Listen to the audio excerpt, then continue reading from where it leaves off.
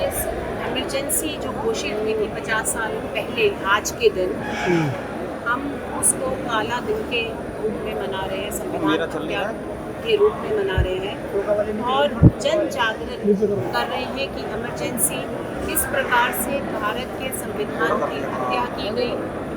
Emergency को घोषित करके इंदिरा जी ने अपना शासन कैसे चलाया और लोगों को कैसे प्रताड़ित किया।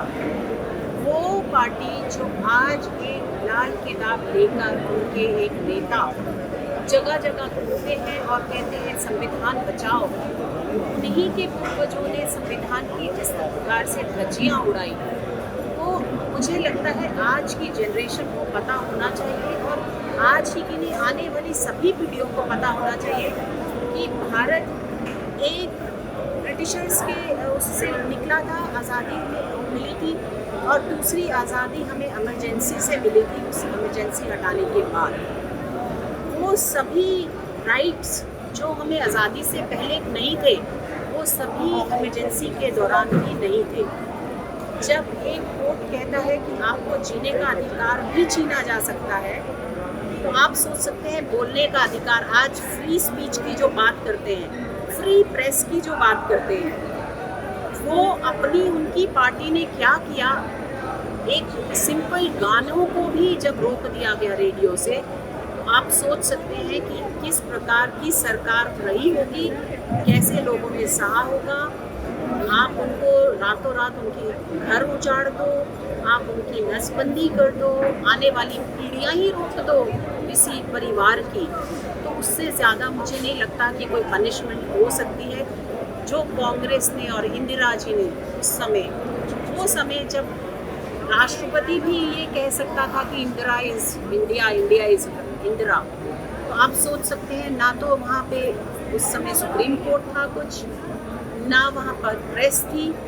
आज प्रेस में जितनी इंडिपेंडेंस है, मुझे लगता है आज प्रेस क्रिटिसाइज कर सकती है सरकार को और हर जगह पे कर सकती है। हम 4th पिलर कहते हैं कॉन्स्टिट्यूशन का उसको। उस समय ना पहला पिलर था, ना दूसरा पिलर था, ना तीसरा, चौथा तो रहा ही नहीं। कॉन्स्टिट्यूशन पूरी तरह कॉन्स्टिट्यूशन की छत गिर चुकी थी और उस छत को अगर उठाया है तो आज माननीय मोदी जी ने उठाया ही नहीं है, उस पर कई मंजिलें खड़ी कर दी गई हैं।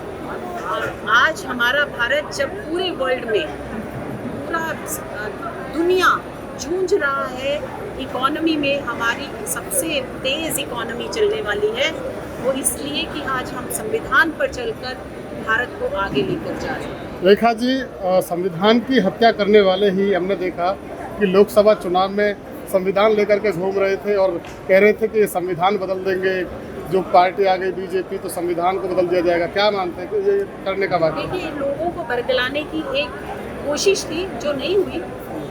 कई बार तो वो सिर्फ अंदर खाली होता था, लाल कवर होता था, केवल संविधान भी नहीं होता था। उनके लोग केवल खाली कॉपी लेकर घूम रहे थे।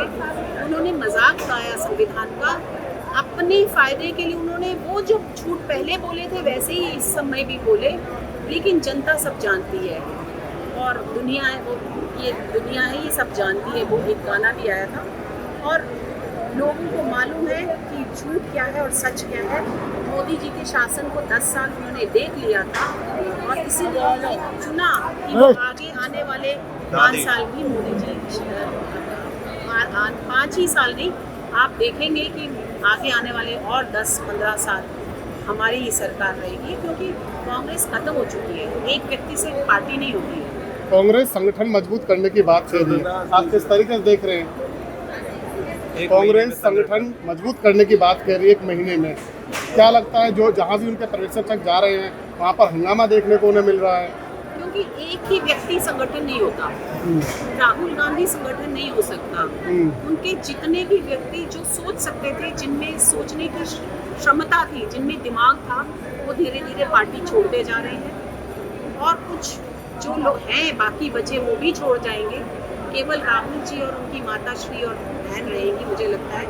और उनको जैसे कांग्रेस आई बनाई गई थी, वो अब कांग्रेस आर बनाई जाएगी और बाकी कुछ नहीं रहेगा। एक आखिरी सवाल कि हरियाणा में जिस तरीके से जो तो अभय सिंह चौटाला कह रहे हैं कि गुंडा राज बहुत ज़्यादा है, उन्हें एक महीने के लिए मुख्यमंत्री, एक दिन के लिए मुख्यमंत्री बना दिया जाए तो वो गुंडा राज खत्म कर देंगे। क्या मानते हैं आप? गुंडों के राजा ये बोल रहे हैं, मुझे बहुत हैरानगी है